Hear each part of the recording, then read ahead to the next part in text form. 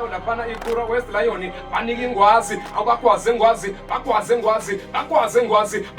ngwazi uyasebenza emuva nozinti uyasebenza laphana Spider ulithathile ibhola uthihlelekani madodana uyalithatha futhi ibhola ufaka phakathi kwenkundla unika abanina unika Ntofontofo wayo laphana BK Masters ake siboneke BK Masters iyalithatha ibhola yeza yashelela BK Masters balishintshile ibhola njengamanje banika abanina banika Sivayivay ake siboneke BK Masters yeqa umgqa wecenter BK Masters ake siboneke futhi nayo inkunzi iyavela inkunzi iyalithatha yaphakamisa ibhola uyenza njani ubere awukhona eceleni kwamapali ngihlala la uSizulu ekhaya kithi kusemafoni khulele khona emafoni i-team ngidlalela iReal Senzini kwangekabhuti wami ogijimani the late Gijimani Mncube owadlula emhlabeni ngoye 2022 ngoye 2020 ngeCovid ngoye 2021 ngaqala i-team mina engibiza ngeRed Gijimani engibiza ngayo ubhuti wami. So sacela uqala ngohambo lwami nje engahamba ngowe 2022 oloku scout abadlali nokuhambisa abadlali. Ngaqala ngowe 2022 nge-3 July kunama trials enkandla eNkungumathe Stadium. Ngakhetha abadlali abakhona nje la lokushini. Ngathatha yona ivan yami abalayisha kuyivan sahamba saya enkandla masifike enkandla abadlali bethu azange babavumele ukuthi batrial ngokuthi babevele eMajuba district sasinga invitewanga thina lapha sasingamenyiwe ukuthi sifike lapha kule ama trials eRichards Bay kodwa ngokuthi eRichards Bay ezinye zezinto ayengenazo kuma trials so bathi mabecela indaba zeimpempe indaba zo referee kanti ngiyakwazi konke ngiyakwazi ukurefera nginempempe emotweni nginamakhadi nginama linesman flag so yaqala lapho ke indlela yethu ke le time long judge lapha phakathi egroundini agcina sengitshela umanager ukuthi labafana bameduze kwevan lapha ngisacela baphi ichance yokuthi noma ngapha baba noma 5 minutes bazikusuka nabemajuba babapho 5 minutes angaba nabadlali abawu9 bathatha 8 players ngalelo langa lelo. If usikhumbula kahle sekhona abadlali like uNkosikhona Ndaba osedlala ku Pirates nginothabiso Dlamini odlala ku Richards Bay kodwa imlone kuNjampela 5 years contract. Ngino Sihle Mtshali ovimba Richards Bay kumanje nje usegroundini uvimbile ku DDC kodwa abampromoter ku first team u5 years contract naye. So abadlali engidila ngabo mina 1 ngidila ngomdlalo nediscipline nomdlalo nekhono. If you are not disciplined game which means you won't survive ngoba angidili ngomfana ongekho discipline. Ama tournament engiwenzayo mina ngonyaka ngenza ama tournament awu10 ngonyaka. Tournament yokuqala engidlalisa ngoJanuary ngibiza back to school iphela ngoFebruary ngibuye ngama Easter ngidlalisa iCousin Shisanyama bese ngoJune ngidlalisa Inzoto Financial Services ngoAugust ngidlalisa i-tournament engibiza iWomen's Month Tournament kodwa isuke ehlanganise nabantu besilisa. NgoSeptember ngidlalisa i-tournament engibiza Africa Unite say no to xenophobia engayiqala ngo2013 ngesikhathi sezenophobia. Bese ngoOctober ngidlalisa i-tournament engibiza iKhaba Mining. Bese ngoNovember ngidlalisa i-tournament engibiza Bosokimang. Kungani ngibiza Bosokimang? Ngibiziswa ukuthi wonke lama tournament asuke edlale from January to November. Ngifuna ukubona ubani kahle la inkunzi kuwo wonke lama team asuke edlalile. Lapho ngithatha u1 and 2 ama finalist. Yila khona esengiselecta khona ama team azosuke participate kwi tournament esuke siyenzile ngoDecember siyibiza ngoSizweni World Cup. Last year ibe 400,000 le tournament leyo. Engirana no Man of Action uMagasela Mzobe nobadisi uThami Mthimbu, uadvocate Thami Mthimbu. So ithini sirana le tournament kulonyaka nethemba lokuthi ngoba senze 25 years i-tournament yethu izokhula kakhulu, mhlambe ngahle ifike mhlambe ku 500,000 sengihleba nje nami. So indlela yami mangihamba angihambanga nomuntu, into nje yafika emqondweni wami ngoba nami ngangitshela ukuthi ngelinye lamalanga nami ingane zami nefamily yami nefamily yakithi bayongibuka e-TV nami ngendlela nambhola ngidlala ngakhona, ngendlela futhi ibhola ngilithanda ngakhona. Ngoba ngo-1996 ngadlalela mina isquad sala e-KZN iNorthern Natal esase-Ramabudi Stadium. Isquad sakhona-ke azange sikhethwe kamnandi, sakhethwa la usizweni sayodlala eNewcastle, safika eNewcastle sakhethwa kumele sidlalele i-district, sakhethwa kwi-district saphuma saya kuMpangeni, sabuya saya ku-Richards Bay, saya kuNquthu. Ku-final selection yethu sakhethwa sesikhethwe Vryheid, ila khona sekukhethwa khona i-final squad eyayidlala ngo-1996. So sathi masikhethwa kanjalo-ke sase sihamba-ke saya le esese-Ramabudi Stadium, ila khona-ke kwafika khona saselekthwa nakhona sesimele iNorthern Natal, manje sesimele nationally-ke azange kusahamba kahle ngey'nhlelo zabo ukuthi nesihambeni siyodlala eCape Town. Kwaba khona iy'ngqinamba abahlangabezana nazo, kwakuyi-sponsor sethu ngaleso sikhathi kwakuyi-United Bank. Makuthi siyawukhumbula kahle, kusho ubaba ney'ngqinamba lapho kwasemele kudayiswa amabhenki lapho, azange sakhona ukudlala nationally. Mina ngikaze ngilithole ithuba lokutrayela, uthole mhlampe ngiyotrayela mhlampe emathimini amakhulu, angikaze ngilithole. Kodwa mina ngifuna lokho okungenzekanga kimi engangifisa kwenzeke kimi, angifisa abanye abadlali ngenze kubo. Ingakho mina ngathatha lesinqumo sokuthi ngikwazi ukuthi ngithatha abadlali engibabona abanekhono ngibase ama-trials. Last week ngihambile ngaya kwi-TS Galaxy. I-TS Galaxy benza ama-trials, ngihambisa u-under 19 no-under 21, ngihambe nabafana abawu-15 lapho, bafike bathatha abafana abawu-6, okuwukuthi angimile ngalento engiyenzayo, futhi ngicela nabadlali futhi bengami kulento futhi abayenzayo, ngoba ngelinye ilanga umdlali nomdlali uyokubona ukubaleka kwakhe empilweni, nakubo futhi bayakubona ukubaleka kwakhe, nasemphakathini bayakubona ukubaleka kwakhe, naku-district as a whole, iMajuba district bayokubona ukubaleka kwakhe lowo mdlali loyo. Mina-ke into engiyithandayo kumdlali, ngithanda i-discipline kumdlali. Once umdlali waba ne-discipline, engabe ne-discipline kimi kuphela, akaba ne-discipline kuye, aba ne-discipline ekhaya, aba ne-discipline emphakathini, hayi lapho-ke mina naye-ke sizohamba indlela enhle futhi indlela ende futhi naye. Okulandelayo manje nginama-trials engizoya kuwo ngoJune. Ngizovakashela i-Durban City, i-Golden Arrows, AmaZulu, i-Richards Bay. Abantu labo ngisazohamba ngikubo ngihambisa abadlali. Ngigxile kakhulu ku-under 19 mina. Ma ukuthi usuqedile esikolweni or wenza u-grade 12, hayi kusho kona ukuthi NI usuke usukhuluma nami direct lapho ukuthi nawe ngikuthathe if unalo ikhono.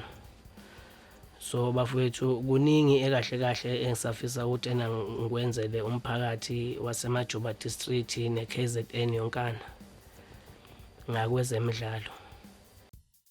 Igama lami uSibongiseni wakahlatshwayo, baningi bakazi ngoBhorozo. Ngumphathi wezebra, izebra leqedwe ukudla umhlanganiso lapha eOsizweni tournament enkulu lebidlala ngoDisemba. I-tournament leya eyisidala ngayiqala ngo-2012.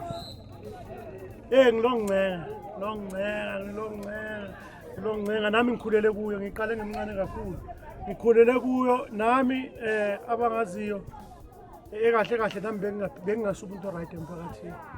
So ukushintsha kwami ngathi ake ngishintshe ngokuthi nami ngiqoqe iy'ngane nje ngivule i-team ukuze nami kuzoba khona into engiba busy ngayo ngizokwazi ukuthi ngiphume kulezi zinto lezi engifuna ukuphuma kuzo. So ngalo ngikhona-ke kule tournament since 2012 kuze kube yimanje ngoba ngiqeda ukuyithola. Ngidlala ama-final ayi-5 kodwa ngaze ngiwina bengiqala ukuyiwina. So into engishoyo leya tournament abafowethu laba bayiphethe ngathi bangaqhubeka nayo because mawubheka emgwaqeni ngoDisemba akekho umuntu omtholayo. Ngisho ungayebhoxa kuyagcwala kodwa ngoDisemba ngeke kuze kugcwala nje abantu abazothenga bahambe baye egrawundini. So ngithi nje abaqhubeke basiphathele le tournament iqhubeke iye phambili. Okunye engifuna ukusho kulabo abafethu abasafika ebholeni abavule amathimu amasha bangalahli ithemba abafunde kithi udliwe manje yazi udliwe nawe ukhale ubone ukuthi vele manje ngeke ngiphinde ngiwine. Balahli ithemba isikhathi sakho mase sifikile sizofika ngoba futhi osuke ukwenza usungazenzeli wena imali akusikuthi imali esiyigijimisa laphaya ukuthi siqoqe sizama ukufeza amaphupho abanye abantwana.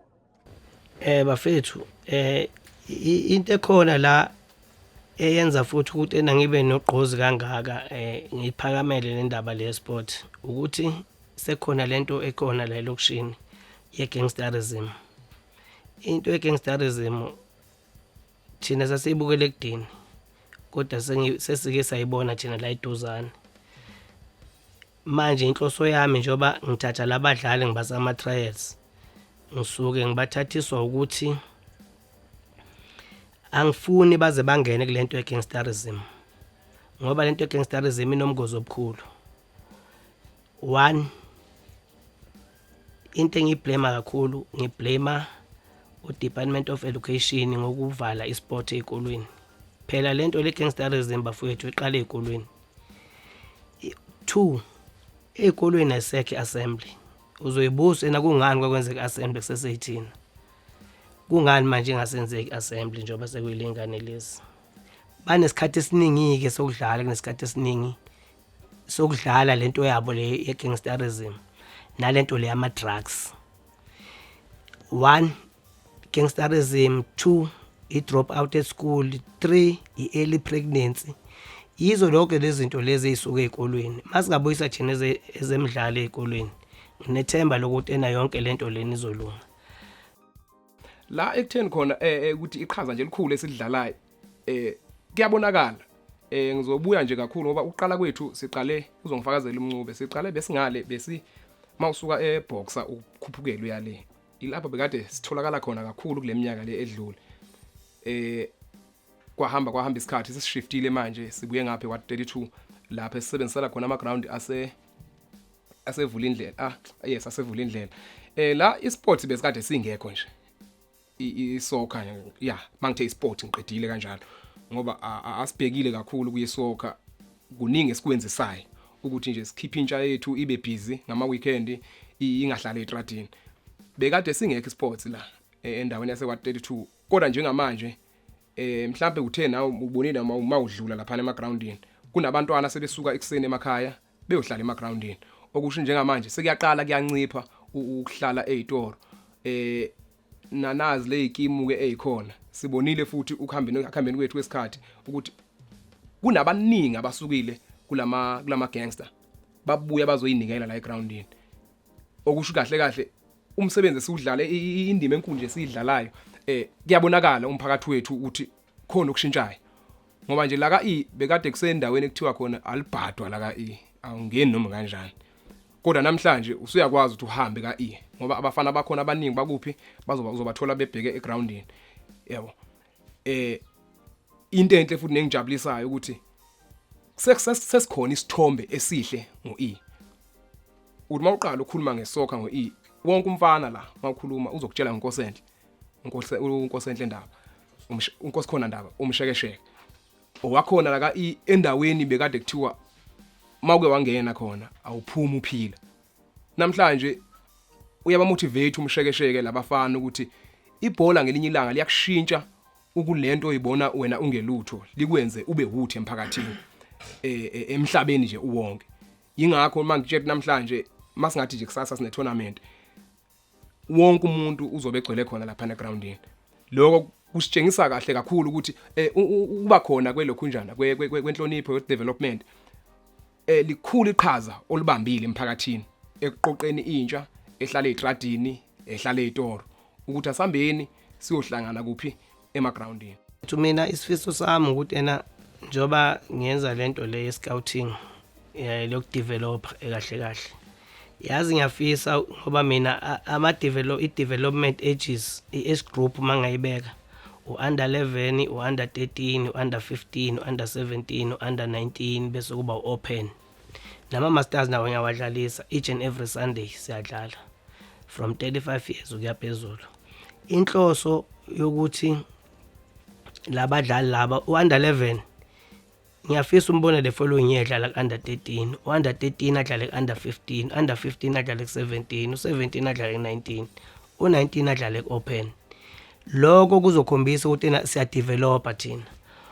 I-cheating angizwani ne-cheating. Isizathu ukuthi ngazwani ne-cheating ukuthi bazofika bamthathe umdlali wakho umfake under 11 kanti una 13 years. I-scout sifike simthathe. Mase kufuneka i-document yakhe lo mdlali sesizoba nenkinga.